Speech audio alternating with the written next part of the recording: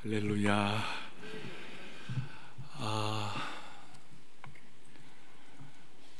우리는 한치 앞을 내다볼 수 없는 요한한 인생입니다. 지진 5.7도 일어났다고 벌벌 떠는 인생입니다. 그런 인생이 창조주 하나님 앞에 나와 건강한 모습으로 이렇게 예배할 수 있는 환경 주시고 은혜 주시고 또 우리에게 믿음 주신 주님을 찬양합니다.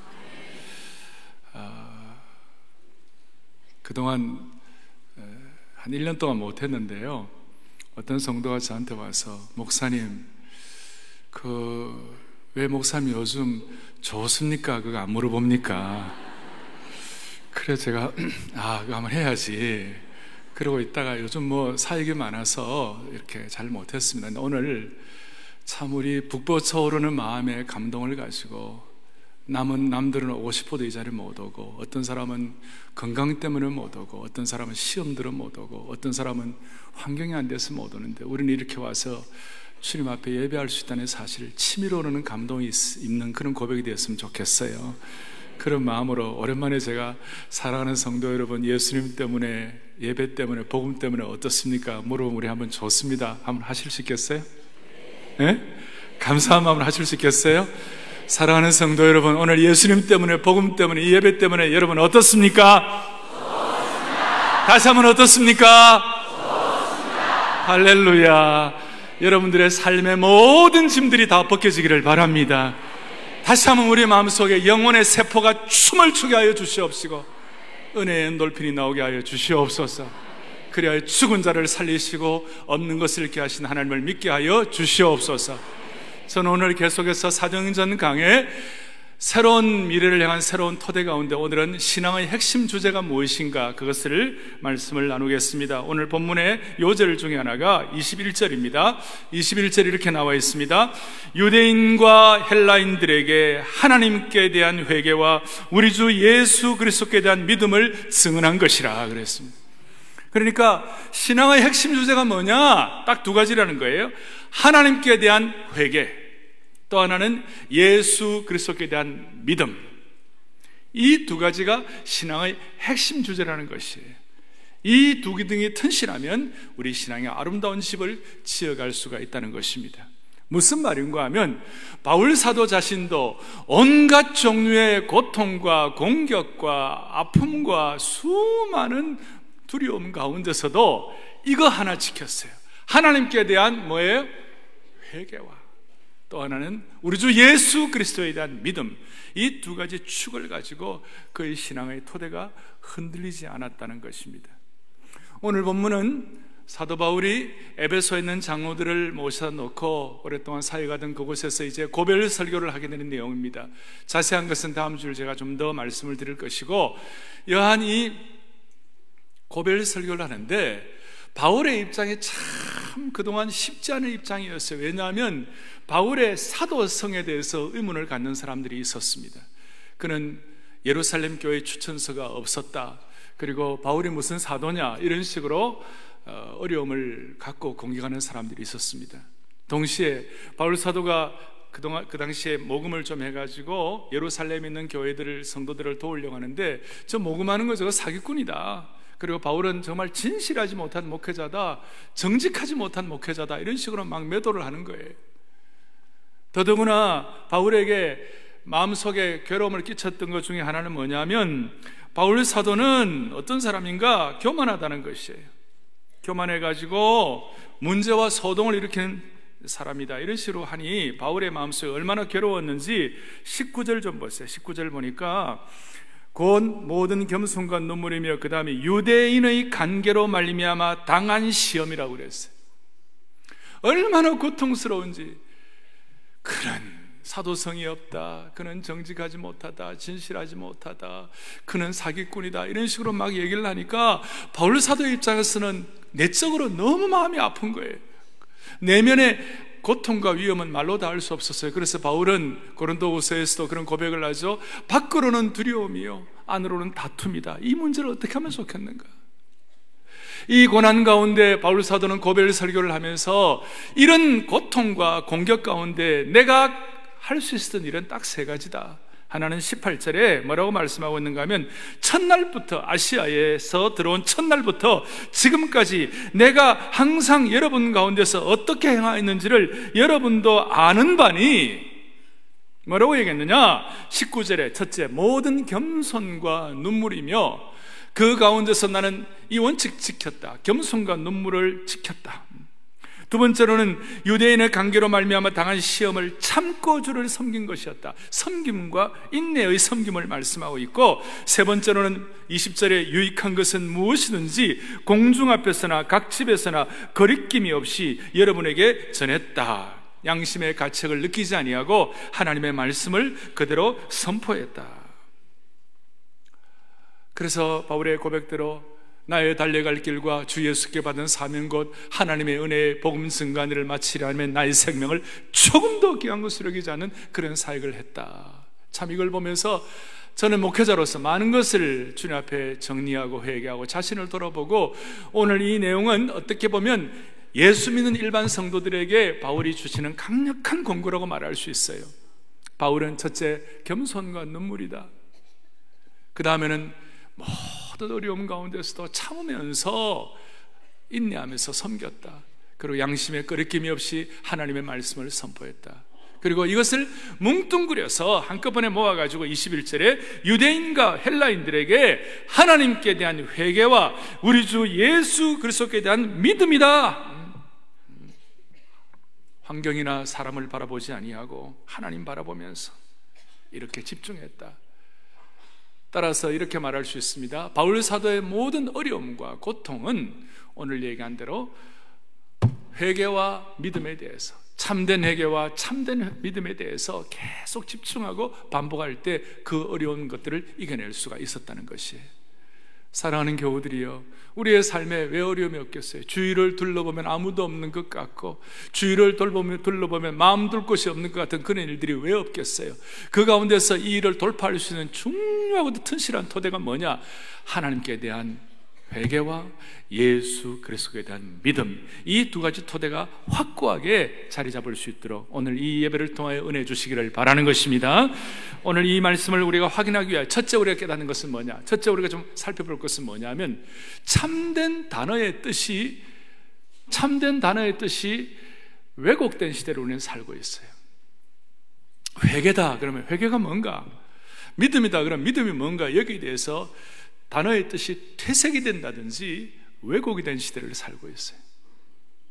예를 들어 참된 단어의 뜻이 퇴색된 것은 이것입니다.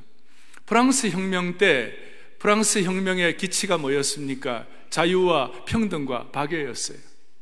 근데 지금 프랑스 혁명 생각하면 자유, 평등, 박애 그거 생각하면 가슴이 막 뛰고 막 그런 일이 있습니까? 그렇지 않아요. 그 무슨 뜻이냐면 그 뜻이 벌써 많이 퇴색되었다 그런 뜻이에요. 대학들마다 진리 자유를 외칩니다. 근데 대학교 학생들이 지금 진리 자유를 생각하면 가슴이 막 벅차고 그렇게 합니까? 그거 많이 퇴색되었어요 지금. 회개와 믿음에 대해서 그럴 수가 있어요. 또 이 단어의 뜻이 왜곡될 때가 많아요. 교회라는 말, 교회가 얼마나 귀한 용어입니까? 예수 그리스도의 피로 값주고 사신 생명과 성령의 공동체인데 이단들이 이걸 막 퇴색을 시킨 거예요. 이 교회라는 이름을 그냥 종교적인 집단의 모임을 지칭하는 정도로 왜곡시켜버렸어요. 사랑하는 교우들이요, 마찬가지예요. 우리는 회개와 믿음이라는 말을 많이 쓰고 있습니다. 그러니까 지금 오늘 우리가 이 예배를 통하여 새로운 미래를 향하여 우리 자신이 뿌리를 내리기 위하여 다시 한번 확인할 것은 뭐냐? 진짜 회개가 뭐냐? 참 믿음이 뭐냐? 왜곡되지 아니하고 퇴색되지 않도록 이 의미가 주님이 우리에게 요구하시는 대로 다시 확인될 수 있도록 은혜 주시기를 바랍니다. 그럼 첫째로 참된 회개의 회복, 참 회개의 회복. 여러분, 회개라는 말은 원래 원어로 메타노이아 그런 말을 쓰죠. turning around, 돌아간다 뜻이죠. 마음을 돌이킨다는 뜻이죠. 삶의 목적이나 삶의 방식을 바꾸는 것을 뜻하는 것이에요. 근데 우리는 회개하면 그냥 눈물 흘리고 그냥 막 가슴 아파하고 이거 포함됩니다만은, 그러나 그것만이 회개 아니에요. 회개는 조금 더 역동적이고 생명력 있는 것을 포함하고 있어요. 조금 더 회개는 적극적인 것이 포함되어 있어요. 어떤 뜻입니까? 당시에 에베소 교회, 에베소 지역에 있는 성도들 같은 입장이라면 그들이 가졌던 회개에 대한 인식은 무엇입니까? 나는 지금까지 아르테미 신전의 그 신을 섬긴, 우상을 섬긴 삶을 살았는데 이제는 예수 그리스도의 생명의 복음을 깨닫고 난 다음부터는 나는 더 이상 우상을 섬기는 사람이 아니야. 그 메타노이아, 터닝 어라운드 삶을 바꾼 것이에요. 또 어떤 사람은 나는 지금까지 플라톤과 아리스토텔레스의 철학만이 내 인생의 가장 핵심인 줄 아는데 알고 보니까 예수 그리스도께 대한 믿음을 확보하고 하나님께 대한 회개를 회복하니까 인생의 참 구주이신 하나님에 대한 눈을 여니까 철학이 내 인생의 목적이 아니구나, 이것을 깨닫게 되고 생명의 구주와 함께 다시 새로운 인생의 차원으로 올라가게 되는 것, 그것이 이제 회개라는 뜻 안에 포함된 내용이겠죠. 그런데 오늘 우리가 하나 인식할 것은 참 회개와 거짓 회개는 빛과 어둠처럼 이렇게 차이가 있는 것이에요. 특히 우리 그리스도인들에게 있어서 참 회개 그랬을 때, 여러분 회개할 때 주로 이런 용어를 쓰잖아요. 처음 예수 믿을 때는 몸을 목욕하는 것처럼 한꺼번에 탁 목욕하지만 그 다음에 날마다 우리는 이 땅에서 또 육신의 본성을 가지고 살아가야 되니까 살다 보면 발에 흙도 많이 묻히고 오염도 많이 묻히니까 필요할 때마다 날마다 발을 물로 씻어야 한다, 이런 얘기를 많이 합니다. 그러니까 제가 말씀드리는 이 회개의 의미는 예수님 처음 믿을 때 온전히 다 우리 몸을 맑은 물로 씻는 것처럼 그것과 또 매일매일 삶의 현장에서 주님 앞에 내 부족함을 자백하고 하는 이 모든 것을 다 통칭합니다만은 그걸 다 집중해서 한 가지 오늘 생각할 바가 있어요. 그것이 뭐냐면 참 회개와 거짓 회개는 빛과 어둠의 차이가 있을 정도로 간격이 있는데, 그럼 참 회개와 거짓된 회개의 결정은 어떻게 할 것인가? 신약에서 회개에 대한 얘기를 제일 먼저 한 사람이 세례 요한이에요. 예수님도 회개하라 천국이 가까웠느라 그렇게 말씀하셨어요. 그리고 회개에 처음 말씀하실 때 누가복음 3장 8절 보면 이렇게 나와요. 그러므로 회개에 합당한 뭘 맺으라고요? 열매를 맺으라. 회개를 얘기할 때마다 합당한 열매가 들어오는 것이에요. 사랑하는 형제자매 여러분, 오늘 주께서 우리에게 은혜를 주셔서 회개에 합당한 열매가 있기를 바랍니다. 회개에 합당한 열매는 말이 쉬운 말 아니에요. 이거 참 주님 앞에 우리가 많은 고민을 해야 할 단어예요. 그러면 회개에 합당한 열매라는 것은 뭐냐? 여러 가지 면이 있을 거예요. 그 여러 가지 면이 있지만 그중에 하나만 우선 집중하겠어요. 죄에 대한 것이에요. 죄에 대해서 회개에 합당한 열매라는 것은 뭐냐?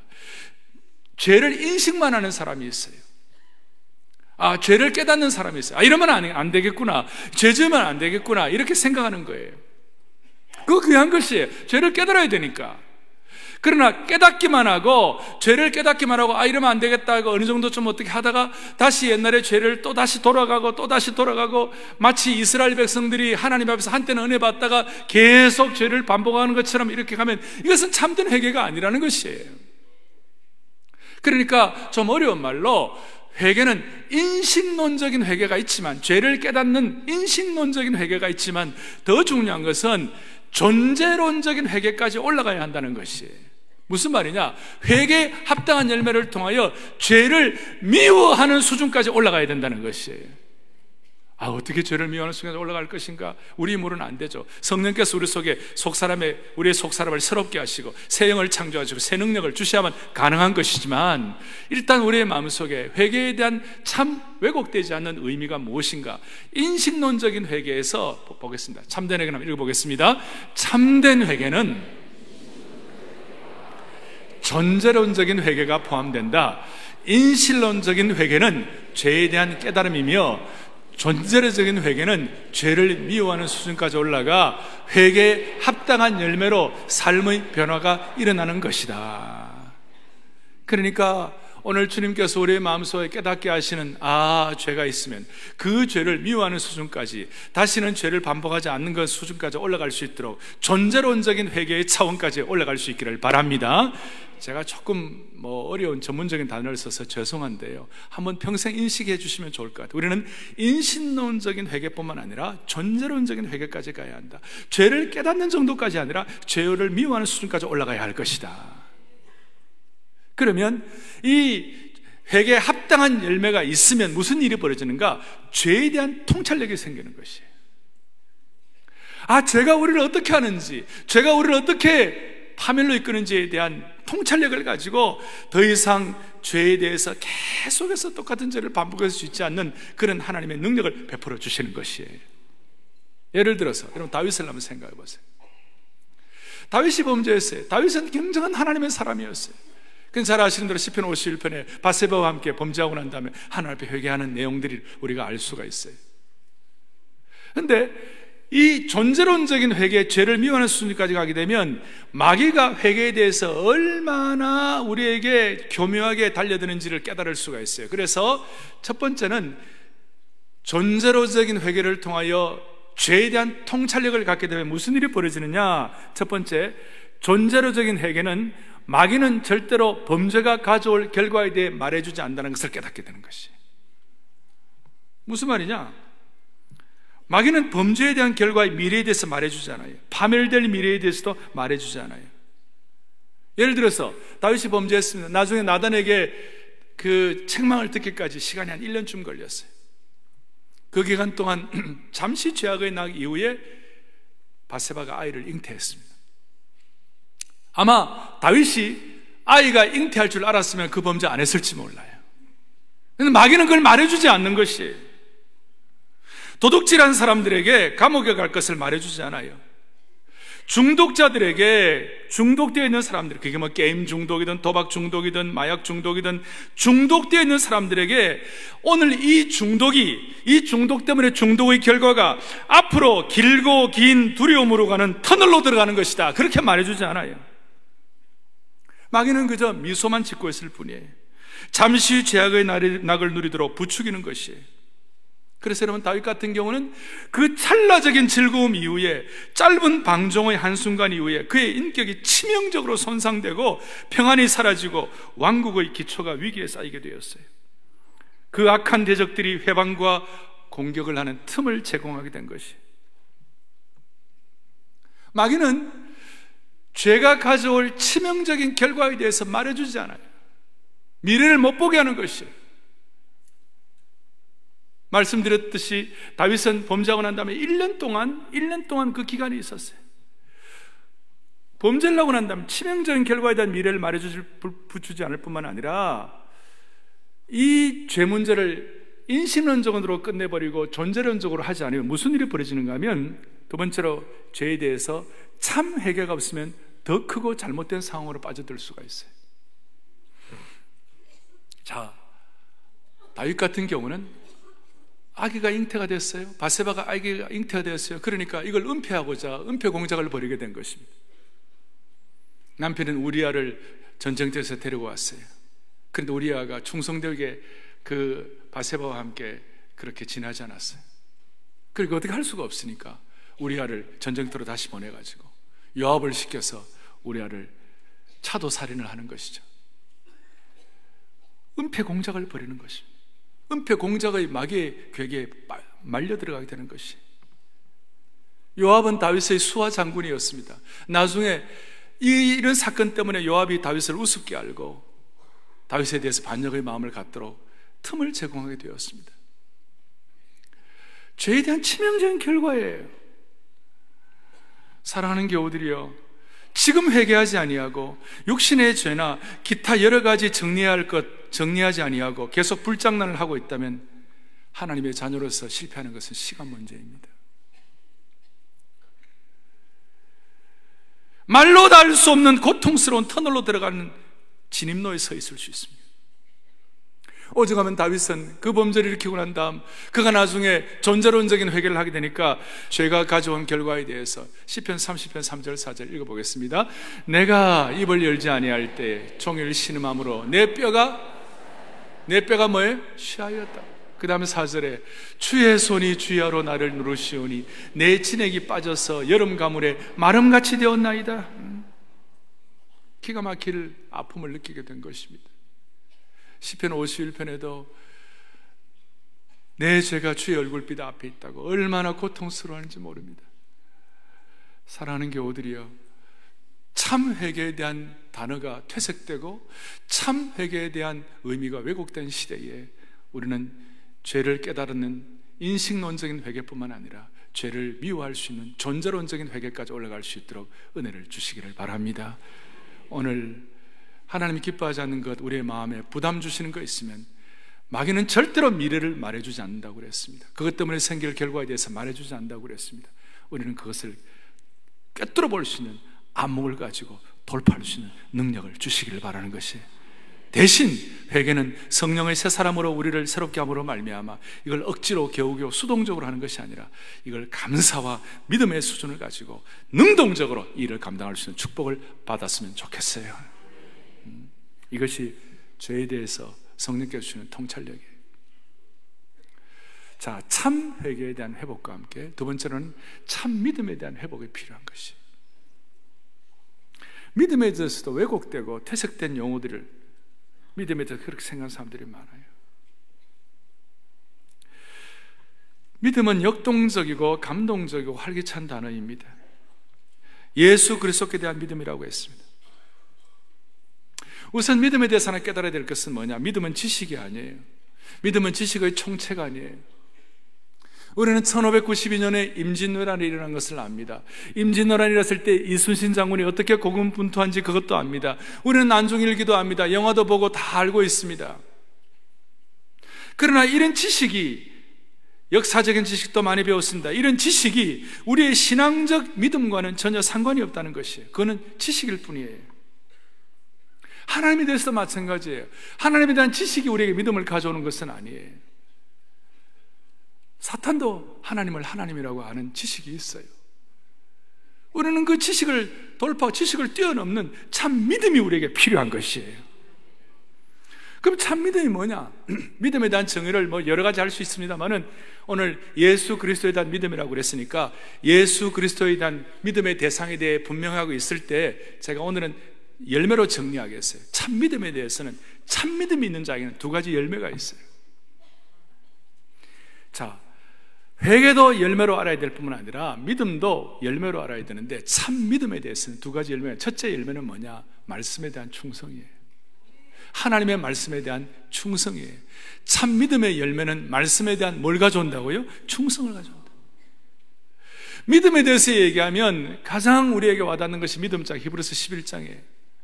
바울도 마찬가지였을 거예요. 과거의 믿음의 선조들의 그 참 믿음에 대한 충성도를 늘 마음속에 확인할 수 있었을 거예요. 히브리서 11장 7절 좀 보세요. 노아에 대해서 이런 말씀을 합니다.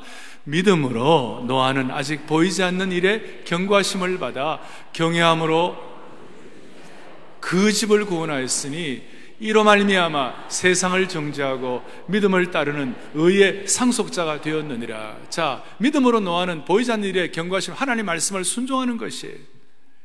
방주를 짓는데 이게 쉬운 일이 아닙니다. 아라랏산은 해변가에서 250km쯤 떨어져 있는 곳입니다.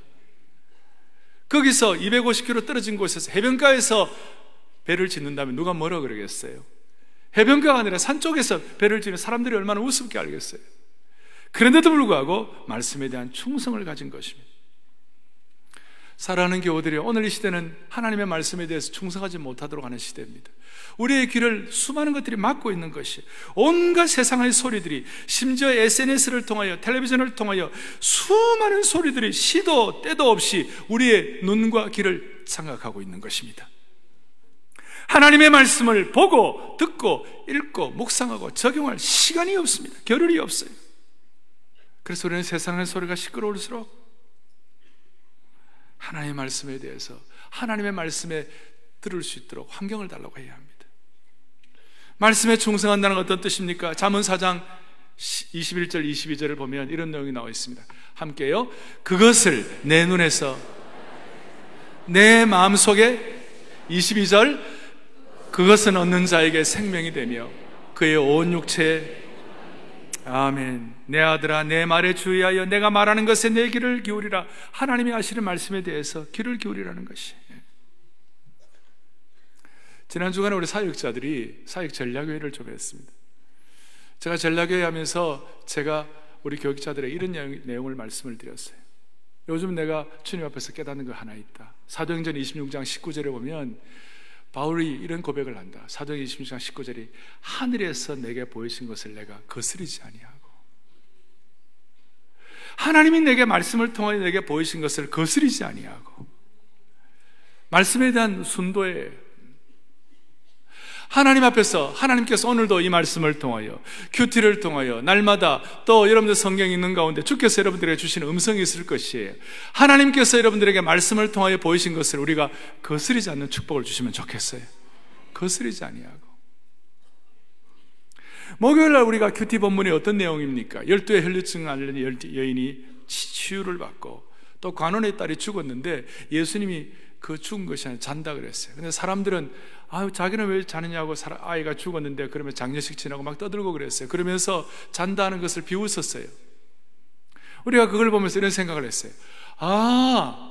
믿음의 반대는 불신이 아니구나. 믿음의 반대는 비웃음이구나.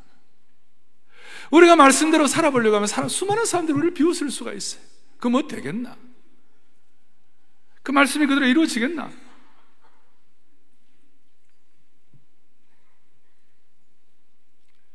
하나님의 말씀에 관한 충성에 관한 마스터가 없어요.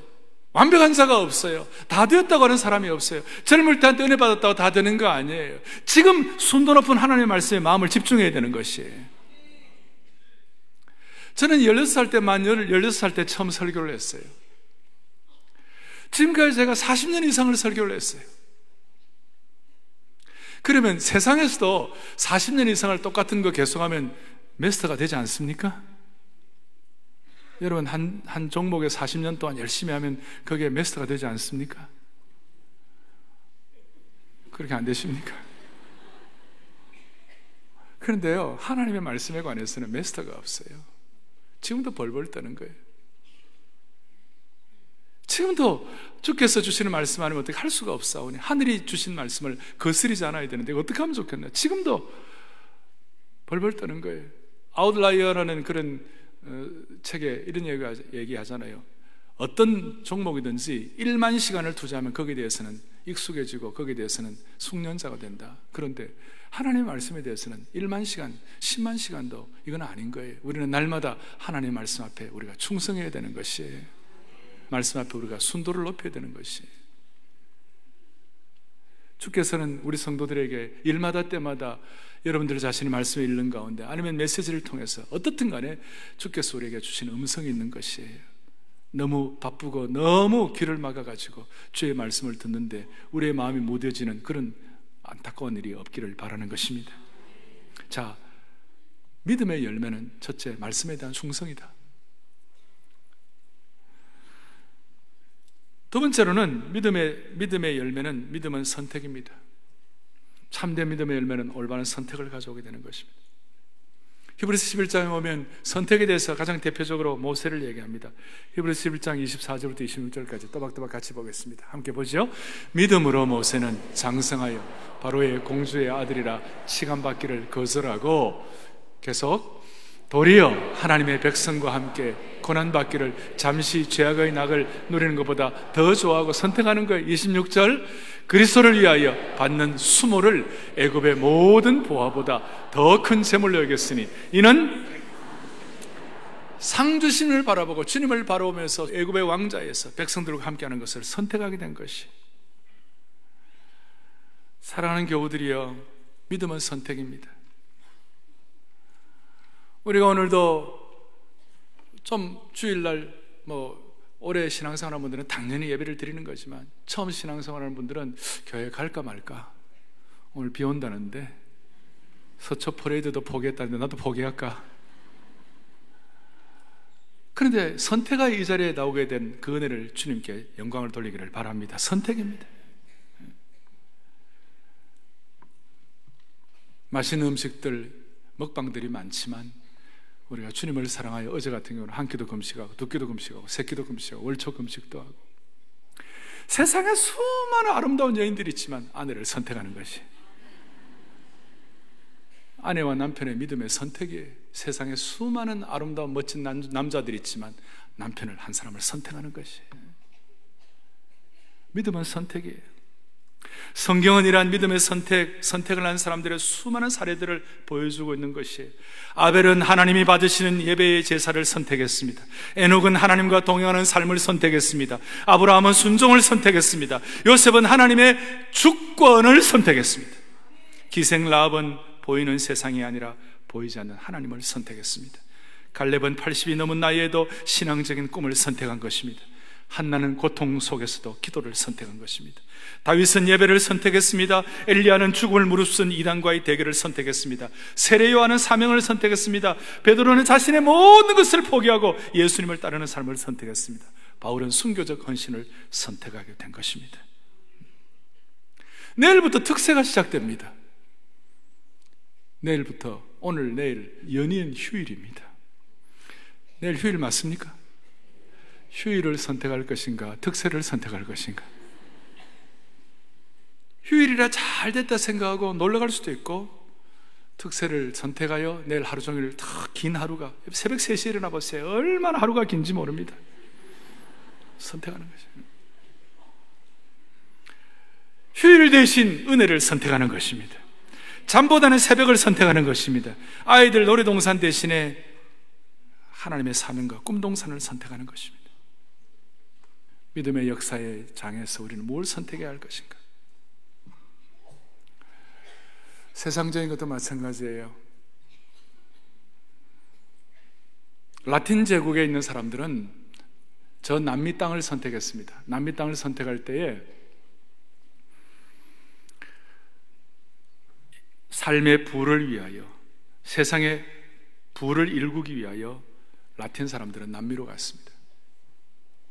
근데 북미 사람들은, 앵글로 색슨족들은 북미를 선택할 때 신앙을 지키기 위하여 북미를 선택했습니다. 남미를 선택한 사람들은 세상의 부를 위하여 이걸 선택하면 얼마나 귀한 열매가 나타날까 이렇게 생각했지만 하나님 대신에 세상 부를 선택함으로 말미암아 남미는 지금도 빈곤과 부패에 시달리는 경우가 많이 있습니다. 참 제가 조심스럽습니다. 남미를 제가 폄하하는 것이 아닙니다. 그러나 북미에 비해서 남미가 선택 때문에 어려움을 당한 것이에요. 북미나 남미나 땅 조건은 똑같습니다. 오히려 남미 쪽이 버리는 땅이 더 없습니다. 지금도 광활한 팜파스, 아르헨티나든지 그곳에 가면 얼마나 멋진 초원들이 많은지 몰라요. 북미는 미국 같은 경우 유타, 네바다 뭐 이런 지역을 가면 못 쓰는 땅들이 대부분이에요. 땅도 비슷하고 다 비슷한데 북미는 하나님 선택함으로 말미암아 나라의 부와 그 다음에 하나님 신앙도 갖도록 그렇게 만들어 주셨어요. 지금은 뭐 조금씩 달라지긴 했지만 그러나 초창기에 그렇다는 것이 가드를 선택하니까 골드 주셨는데 골드 선택하니까 가드, 골드 다 잃어버리는 것이 사랑하는 교우들이여, 우리가 하나님을 선택함으로 나머지는 따라올 수 있도록 축복해 주시면 좋겠어요. 이것이 믿음의 열매예요. 두 가지예요. 하나는 참된 믿음의 열매는 말씀에 대한 충성, 그 다음에 선택하는 것입니다. 그리고 참된 회개를 통하여 죄에 대한 통찰력을 가지고 마귀가 말해주지 않는 것을 우리가 확인하면서 더 이상 반복하지 아니하고 주님 앞에 정리할 때에 그 다음에 나타나는 삶의 모든 현상은 주님께 맡기면 되는 것이에요. 무슨 말이냐? 삶의 고난이 일어나고 예기치 않는 어려움이 일어나고 고통도 일어나고 말로 다 할 수 없는 힘든 일이 많이 일어난다 할지라도 참된 회개와 하나님께 대한 예수 그리스도에 대한 믿음을 계속 반복하면 우리의 삶에 여러 가지 어려움 가운데 뭐 어려움이 있어도 그것은 나중에 결국은 영적인 세렌디피티의 축복을 받는 것이에요. 제가 세렌디피티한 말씀드렸죠. 화학적 용어예요. 시도는 이런 방향으로 했는데 결과가 좀 안 좋은 것 같았어요. 다른 결과가 나타났어요. 그런데 지나고 나니까 그것이 제 축복이었어요. 페니실린도 마찬가지죠. 어떻게 실험을 하는데 페니실린 곰팡이가 나오는 게 말이 되나 했는데 그것이 오히려 사람을 살리는 것이 되었어요. 믿음의 세계 똑같아요. 우리는 이것을 일컬어서 하나님을 사랑하는 자, 곧 그 뜻대로 부르심을 받고 참된 회개와 예수 그리스도에 대한 믿음을 반복하는 사람에게는 모든 것이 합력하여 선을 이루느니라. 철저한 것이 영적인 세렌디피티예요. 우리가 의도하지 않는 결과이지만 지나고 보면 그것이 너무 멋진 결과가 오는 것이에요. 이것은 신앙적인 차원에서 하나님의 신적 개입을 통하여 필요할 때마다 하나님의 신적 개입을 통하여 우리가 삶에 일어나는 많은 고난의 과정들 가운데서 하나님의 결과는 하나님이 놀라운 영적인 세렌디피티 결과, 합력하여 선을 이루시는 결과를 주실 것이다. 이것이 누구든지 참된 회개와 참된 믿음의 이 내용들을 잘 반복을 하면 지금은 당장 어려워 보이는 것이지만 나중에는 말로도 알 수 없는 축복으로 변화되는 것이에요. 자, 오늘 저는 사도행전 20장 21절의 말씀을 가지고 바울이 가졌던 그 고통을 어떻게 극복했느냐, 그가 늘 전했던 핵심 두 가지, 하나님께 대한 회개와 예수 그리스도에 대한 믿음을 가지고 말씀을 드렸습니다. 우리 교우들 이 두 가지 토대를 가지고 하나님 앞에서 아름답게 쓰임받기를 바라고, 내일부터 있을 특세가 이 참된 회개와 예수 그리스도에 대한 믿음의 최적화된 현장이 될 수 있도록 은혜 주시기를 바랍니다. 가슴에 손을 얹겠습니다. 기도하시겠습니다. 하나님 아버지, 감사합니다. 너무나 간절한 바울의 고별 설교를 통하여 우리가 주님의 음성을 듣게 하시니 감사합니다.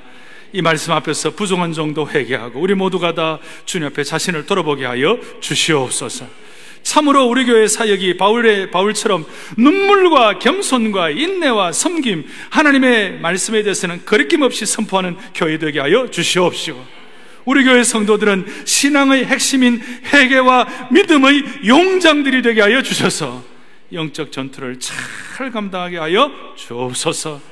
내일부터 시작되는 특세에 놀라운 치유와 능력이 나타나게 하여 주시옵시고, 우리 모두가 다 두렵고 떨리는 마음으로 회개와 믿음의 자리로 나아가게 하여 주셔서 이 시대를 변화시키는 하나님 나라의 신실한 일꾼들 되게 하여 주시옵소서. 우리의 생명 되시고 소망 되시는 우리 주 예수 그리스도를 받들어 간절히 기도 올리옵나이다. 아멘.